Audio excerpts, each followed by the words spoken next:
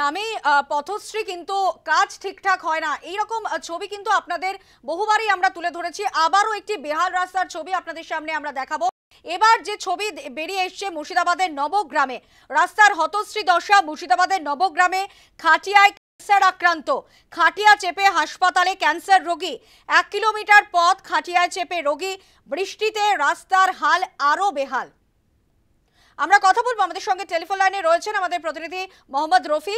রফি, বহুবার যে ছবি উঠে আসছে যে নামেই পথশ্রী কিন্তু বেহাল রাস্তার ছবি, কোনো কাজ হয় না এবং প্রশাসনকে বারবার জানিয়েও কোনো লাভ হয় না। এবার যে ছবি আমরা দেখতে পাচ্ছি মুর্শিদাবাদের নবগ্রামে, সেখানেও রাস্তার হতশ্রী দশা। হ্যাঁ, একদমই। দীর্ঘদিন ধরে নবগ্রামের টিকনড়া রায়পাড়া গ্রাম, সেই গ্রামের ভগ্ন দশা। এখানে কোনো ব্যক্তি যদি কোনো রকম কোনো অসুস্থ হয়, তাদের নিয়ে যাওয়ার একটাই রাস্তা এই ঘাট। এরকমই এর মধ্যে ক্যান্সারে আক্রান্ত এক ব্যক্তি নগেন রায়, তিনি দীর্ঘদিন ধরে অসুস্থ। তাকে যে রাস্তা খারাপ, সেই রাস্তা দিয়ে কোনো রকম কোনো অ্যাম্বুলেন্স, কোনো বাইক, সাইকেল, কোনো রকম কোনো কিছু যাতায়াতের পক্ষে যোগ্য নয়। সেই জায়গা থেকেই এই যে ক্যান্সার আক্রান্ত ব্যক্তি, তিনি আক্রান্ত। এই জায়গা থেকেই রাস্তা খারাপের যে রাস্তার যে বেহাল দশা, সেখানে দেখা যাচ্ছে যে তার পরিবারের সদস্যরা তাকে যে বাড়ির যে খাট, ছোট খাট, সেই খাটে তাকে বসিয়ে তাকে চিকিৎসার জন্য বহরমপুরের উদ্দেশ্যে বা 1 কিলোমিটারের মধ্যে কোনো রকম স্বাস্থ্যকেন্দ্র, সেই স্বাস্থ্যকেন্দ্রে নিয়ে আসার যে ব্যবস্থা, সেই ব্যবস্থায় তারা করছে।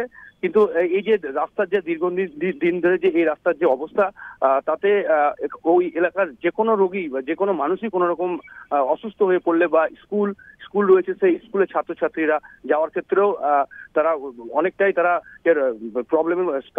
রাস্তা খারাপের জন্য তারা প্রবলেমের মধ্যে তারা পড়ে যায়। এবং সেই মতো আজকে এই যা ঘটনার পর গ্রামবাসীরা তারা ইতিমধ্যেই সেই রাস্তাতে তারা সেই ধান গাছ তারা লাগিয়ে তারা বিক্ষোভও তারা করেছেন, যে তাদের একটাই দাবি যে এই রাস্তার বেহাল দশা থেকে তারা কবে যে এখন এই রাস্তা থেকে তারা ভালো রাস্তা তারা পায়, সেদিকে এখন তাকিয়ে রয়েছে।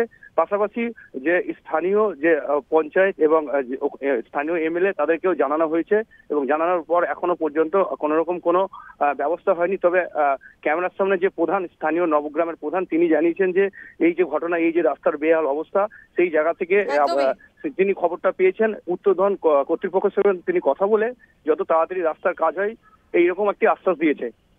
ধন্যবাদ রফি।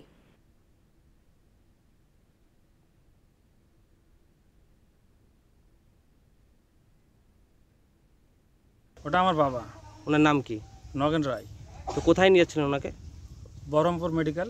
তো এই খাটে করে নিয়ে যেতে হয় গ্রাম থেকে? খাটে করে নিয়ে যেতে হয়, দেখতে দেবেন রাস্তার হাল। শুধু আপনি একাই নিয়ে যান না আরো অনেকে নিয়ে যায়? এই খাটে মোটামুটি 4 জন লাগে। 4 জন?